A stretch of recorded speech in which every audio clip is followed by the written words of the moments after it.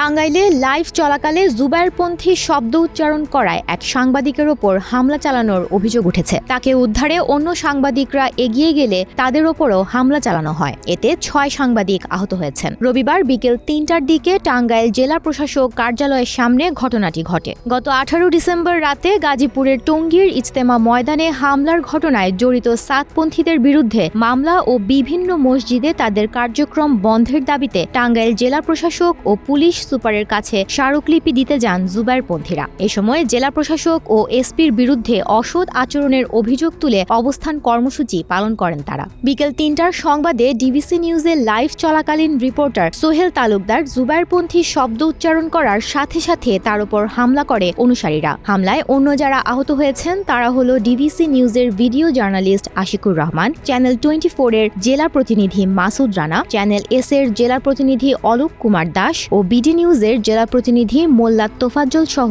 ৬ সাংবাদিক। টাঙ্গাইল প্রেস ক্লাবের সভাপতি জাফর আহমেদ সাংবাদিকদের ওপর হামলার তীব্র নিন্দা ও প্রতিবাদ জানিয়ে হামলাকারীদের শাস্তি দাবি করেন।